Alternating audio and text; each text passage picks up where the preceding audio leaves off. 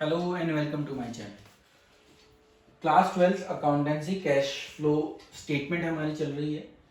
हमने ऑपरेटिंग को देख लिया, कैसे हमें ऑपरेटिंग में काम करना चाहिए। ऐसे ही हमने इन्वेस्टिंग के पार्ट को भी देख लिया और फिर हम कैश फ्लो स्टेटमेंट जब करेंगे पूरी, तो जब भी हम देखेंगे।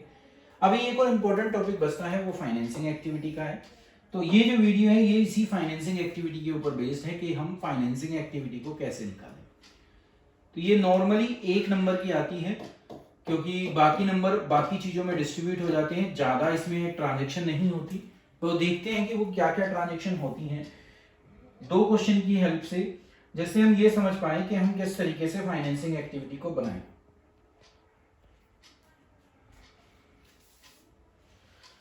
तो ये इस टाइप का क्वेश्चन आपका बनता है जो फाइनेंसिंग एक्टिविटी से बिलोंग करता है। फाइनेंसिंग एक्टिविटी का मतलब होता है कि आप नॉन करंट लायबिलिटी, जो लॉन्ग टर्म लायबिलिटी भी हम जिनको कहते हैं, एक तो ये इसका पोर्शन होता है या ये इसमें इंक्लूड होता है। दूसरा जो पार्ट इंक्लूड होता है वो होता है हमारा शेयर होल्डर फंड का। शेयर होल्डर फंड में रिजर्व एंड सरप्लस को छोड़ दीजिएगा। शेयर होल्डर फंड का जो शेयर कैपिटल वाला पार्ट है वो यहां आता है, रिजर्व एंड सरप्लस नहीं आएगा। तो ये उसका एक बीच का पार्ट है जो यहां यूज होता है। तो हम शेयर कैपिटल और नॉन करंट लायबिलिटी इनको लेकर फाइनेंसिंग एक्टिविटी में शो करते हैं। रिजर्व एंड सरप्लस ऑपरेटिंग का पार्ट होता है। तो पहले हमें बैलेंस शीट, क्योंकि सारे क्वेश्चन जो भी आपके पास आएंगे वो बैलेंस शीट बेस्ड होंगे। तो बैलेंस शीट में सबसे पहले हमें यही समझना पड़ता है कि कौन सी चीज कहां जाएगी।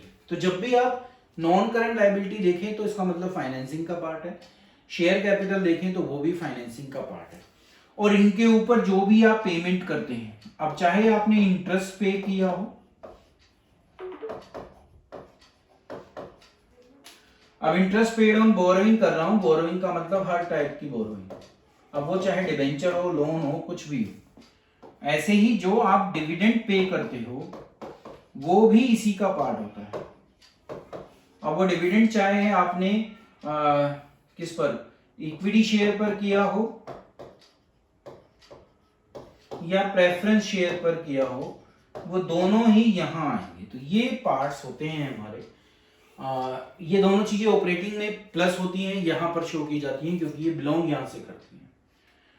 ये सीधा यहां जाते हैं, इनका कुछ और नहीं होता। तो अब इन सबको देखें तो ये क्वेश्चन है, देखिए ये शेयर कैपिटल का पार्ट, ये शेयर कैपिटल का पार्ट। सिक्योरिटी प्रीमियम रिजर्व जो है वो इसका पार्ट नहीं होता। सिक्योरिटी प्रीमियम रिजर्व जो है वो ऑपरेटिंग का हिस्सा होता है, बट क्योंकि ये प्रीमियम आपको इस साल मिला होगा, आपने शेयर को क्या किया है, इशू किया है, तो ये आपको पैसा मिला होगा। तो ये इसीलिए जो सिक्योरिटी प्रीमियम जब आपको कभी भी मिलेगा तो ये फाइनेंसिंग का पार्ट हो जाता है, क्योंकि ये पैसा भी आपको मिलता है। इक्विटी शेयर का भी इशू किया, डेट दे दी है, बहुत जरूरी होती है। डिविडेंड कितना पे किया वो भी लिख दिया गया। तो क्वेश्चन आपको बिल्कुल क्लैरिफाई कर रहा है कि क्या चीज कैसे आएगी। तो सिक्योरिटी प्रीमियम रिजर्व फाइनेंसिंग का ही पार्ट होगा, इस बात को याद रखना। मिलेगा ये रिजर्व एंड सरप्लस में, पर ये पार्ट इसी का मिलेगा। अब अगर हम क्वेश्चन को शुरू करने की बात करें तो ये 2016 है, ये 2017 है, तो ये प्रीवियस ईयर है, करंट ईयर है, यूं चलना है। तो आप देखें तो इक्विटी शेयर कैपिटल बढ़ रही है आपकी, ठीक है। तो इसका मतलब आपने इशू की होगी। तो आप सबसे पहले यहां पर क्या लिखेंगे, इशू ऑफ इक्विटी शेयर। कितने इशू किए, 2 लाख रुपए। तो 2 लाख रुपए आपके पास आए होंगे, इनफ्लो हो गया। डेट बता दी उसने कि इक्विटी शेयर जो इशू किए गए थे वो 31 मार्च 2017, मतलब कि क्लोजिंग डेट पर किए गए थे, ठीक है। और 5% का प्रीमियम था। तो अगर 2 लाख का 5% निकालते हैं तो यही 10,000 आता है जो आपके सिक्योरिटी प्रीमियम रिजर्व में पड़ा है। तो इस सिक्योरिटी प्रीमियम रिजर्व को या तो आप यहां इसके साथ ही लिख दो, और नहीं तो आप अलग से भी लिख सकते हो कि सिक्योरिटी प्रीमियम रिजर्व को मैं एसपीआर लिख रहा हूं, आप फुल फॉर्म यूज करेंगे एसपीआर रिसीव्ड। तो ये आपको मिला है, फाइनेंसिंग का ही पार्ट है। तो इसको भी यहाँ पर हम दिखा देंगे, दोनों को प्लस कर कर भी आप 2,10,000 भी दिखा सकते हो, लिख सकते हो प्रोसीड फ्रॉम इक्विटी शेयर। अब अगर प्रेफरेंस शेयर की बात की जाए तो प्रेफरेंस शेयर आपको रिडीम होते दिख रहे हैं, क्योंकि 2 लाख से आपने क्या कर दिए 1,50,000, मतलब कि 50,000 की पेमेंट की है। तो आप यहां लिखेंगे आउटफ्लो है क्योंकि पेमेंट हो रही है, यहां आप लिखेंगे रिडम्पशन ऑफ प्रेफरेंस शेयर।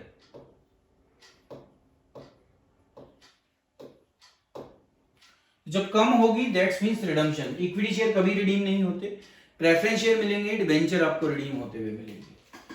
तो बैलेंस शीट के तीनों आइटम अभी तक हम लिख चुके हैं, इक्विटी शेयर के बारे में हमने कर लिया। अब सिर्फ क्या रह गया, कंपनी ने कितना डिविडेंड पे किया। तो डिविडेंड पेड बाय कंपनी या डिविडेंड पेड 72,000। अब क्योंकि पेड वर्ड लिखा है इसलिए आउटफ्लो होगा। अब एक चीज इसमें और आपको समझनी है कि ये 12% का जो है ये डिविडेंड की ही रेट होती है। अब ये नहीं लिखा कि ये डिविडेंड किसका है, ये डिविडेंड इक्विटी शेयर पर दिया है कंपनी ने या प्रेफरेंस शेयर पर दिया है। नॉर्मली ये चीज बताई जाती है पर यहां गायब है। अभी अगर हम देखें तो जो ये डिविडेंड प्रेफरेंस शेयर का निकालने लगे, इन दोनों में से किसी भी एक फिगर पर निकाल लें तो 24,000 का यहां निकलता है अगर पूरा लेते हैं हम। अगर ये मानें कि रिडम्पशन जो हुई है वो लास्ट डेट पर हुई है, और अगर रिडम्पशन पहले दिन हुई है तो इस पर आपको निकालना पड़ेगा 1,50,000 पे। दो चीजें हैं जो मैं आपको बताऊं, अजम्पशन जब भी आपकी चलेगी वैसे तो वो देंगे आपको, पर अगर आप अजम्पशन कर रहे हैं तो अगर आप मानते हो कि बिगिनिंग में, ठीक है, अब चाहे वो इशू हुए हों या रिडम्पशन हुई हो, तो इसका मतलब होता है अगर वो बिगिनिंग में हो रही है, बिगिनिंग में मतलब होता है फिर ये वाला अमाउंट, मतलब कि जो क्लोजिंग बैलेंस होता है फिर आपको उस पर निकालना पड़ेगा, चाहे डिविडेंड हो और चाहे आपका इंटरेस्ट हो। बट अगर आपने मान लिया कि एंड में हमने उनको इशू या रिडीम किया है तो फिर आपको ओपनिंग बैलेंस पर वो निकालना होता है। या तो क्वेश्चन बताएगा, नहीं तो आपको इस तरीके से अजम्पशन माननी पड़ेगी। तो अभी इस क्वेश्चन में क्योंकि कहीं मेंशन नहीं है और अमाउंट भी देखिए तो बहुत कम बैठ रहा है, तो मैं मानता हूं कि ये जो डिविडेंड है ये equity share and preference share दोनों पर मिलाकर है, तो इसलिए मैं कोई और टाइप का डिविडेंड नहीं निकाल रहा। तो ये कंफर्म होना चाहिए और नॉर्मली ये कंफर्म हमें पेपर में मिलता है। तो जब मैंने ये मान लिया कि ये दोनों का है तो क्वेश्चन मेरा यहीं पर खत्म हो गया। मैं अजम्पशन लिखूंगा नीचे कि I have assumed that company paid dividend on equity and preference share, ऐसे मुझे लिखना पड़ेगा। तो अब अगर मैं देखूं इस पर तो 72 और 50 1,22,000 का आपका आउटफ्लो आ रहा है और 2,10,000 का आपका इनफ्लो आ रहा है। तो माइनस करके आपका जो है जो कैश आएगा वो कैश फ्लो आएगा, मतलब कि आपका इनफ्लो है किससे, फाइनेंसिंग से। तो जब भी आप शेयर वगैरह इशू करेंगे, डिवेंचर इशू करेंगे तो आपको हमेशा फ्लो मिलेगा क्योंकि वो अमाउंट ज्यादा हो जाता है। फिर कितने का फ्लो हुआ,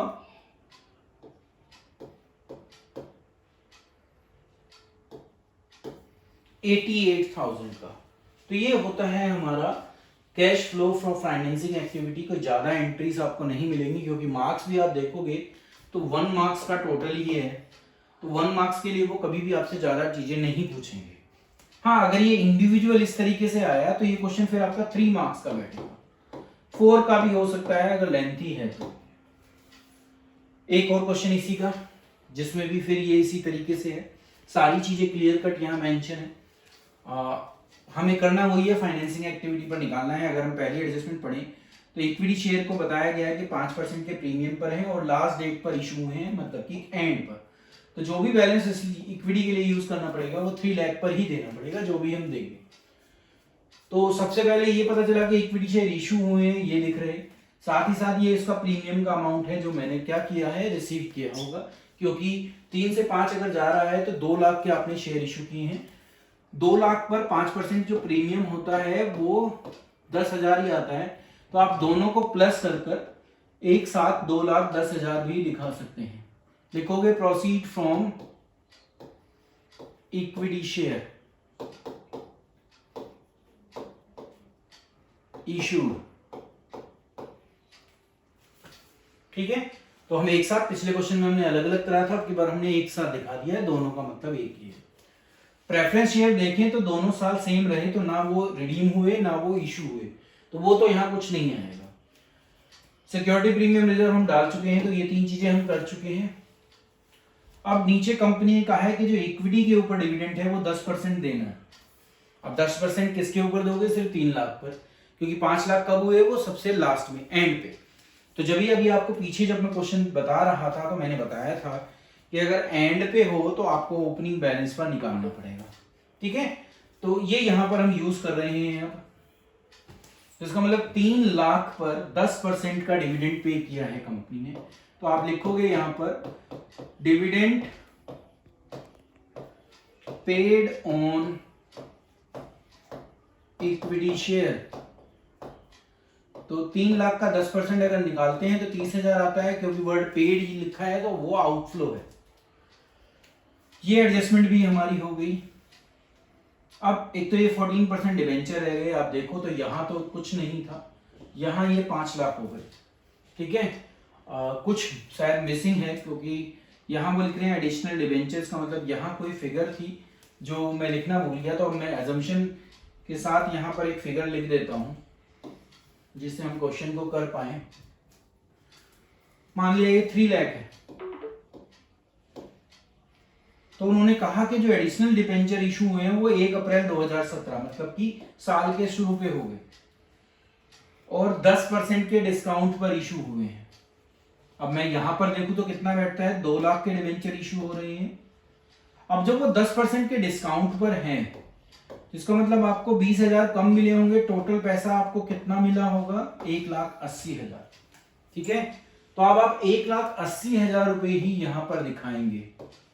1,80,000 किस नाम से लिखोगे? Issue of debenture.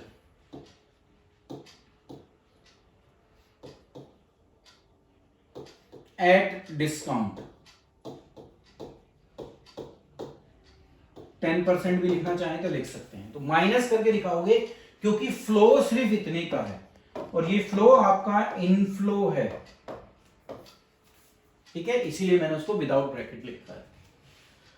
अब आगे अगर पढ़ें तो company right of discount on issue of debenture from security premium reserve, वो यहां नहीं आएगा क्योंकि वो राइट ऑफ हो रहा है, तो वो यहां 10,000 का था, यहां अगर 10% के वो डिस्काउंट पर है तो वो 20,000 बैठ रहा है।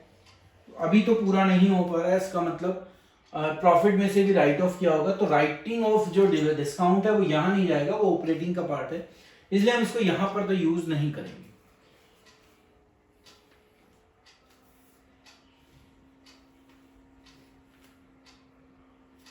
अब बात आती है कि जो ये इशू हुए हैं, ये कितने के हुए हैं? 2 लाख के, वो हम 1,80 डाल चुके हैं। अब देखिए इंटरेस्ट की बात आएगी। अब 14% इंटरेस्ट और 12% डिविडेंड जो प्रेफरेंस शेयर का है, ये दो चीजें भी आप दोगे, चाहे ये मेंशन हो क्वेश्चन में चाहे ना हो। तो क्या क्या देना है? एक तो आपको देना है डिविडेंड ऑन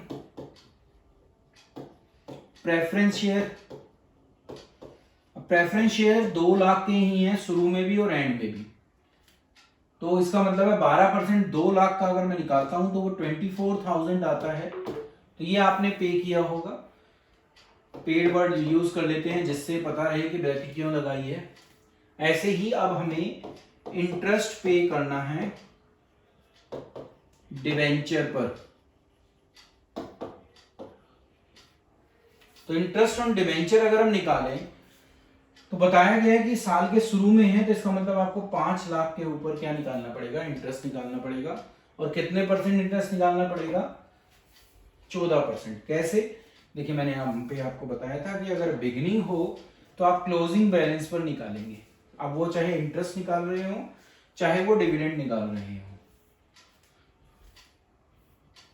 तो इसलिए हम क्लोजिंग बैलेंस पर 5 लाख पर 14% का इंटरेस्ट पे करेंगे।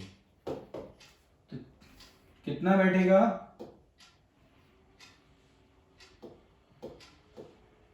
70,000। ये भी क्योंकि पेड वर्ड यूज है इसलिए ये भी क्या है, आउटफ्लो है। तो इस तरीके से हमारी वो सारी आइटम्स यहाँ पर रिकॉर्ड हो गई जो इससे बिलोंग करती थी। जो डिवेंचर को राइट ऑफ करने का है डिस्काउंट, वो ऑपरेटिंग का पार्ट है, तो उसको वहां पर यूज करेंगे हम। अब अगर इस बेस पर हम देखें तो जो हमारा अमाउंट आता है, फ्लो अगर देखें तो हमें पता चल रहा है कि हमने कैश को यहां पर यूज किया है। नहीं, अभी भी फ्लो ही है क्योंकि 2,10,000 की एक आइटम दी हुई है।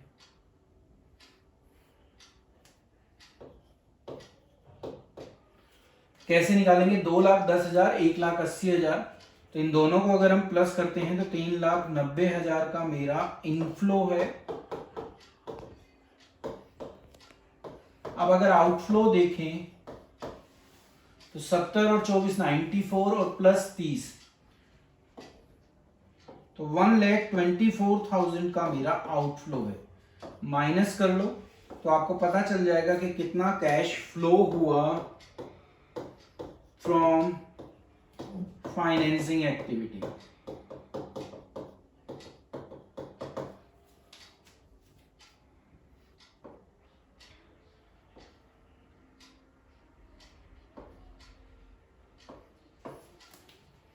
तो 2,66,000 का आपका नेट फ्लो निकला फ्रॉम फाइनेंसिंग एक्टिविटी। तो इस तरीके से हम फाइनेंसिंग एक्टिविटीज के क्वेश्चन को करेंगे। कुछ चीजें गिवन होंगी, कुछ चीजें नहीं गिवन होंगी। परसेंटेज दे रखी हैं तो वो आपको पे करने ही पड़ेंगे, चाहे एडजस्टमेंट में लिखा हो चाहे ना लिखा हो। बाकी जो जो डेट दी है उस हिसाब से हम काम कर लेंगे। वैसे ये फिगर मेरे हिसाब से यहाँ पर 4 लाख होनी चाहिए थी, पर अभी हमने आपको 3 लाख से समझाया है क्योंकि एक अंडरस्टैंडिंग लेवल बनाना था कि कैसे करना है। तो ये उसका प्रॉपर वे होता है। नेक्स्ट क्वेश्चन जो शुरू करेंगे हम, वो कैश फ्लो स्टेटमेंट पूरा करेंगे जिसमें हम ऑपरेटिंग भी बनाएंगे, फाइनेंसिंग भी बनाएंगे और इन्वेस्टिंग भी बनाएंगे और बोर्ड का क्वेश्चन करेंगे। Thank you.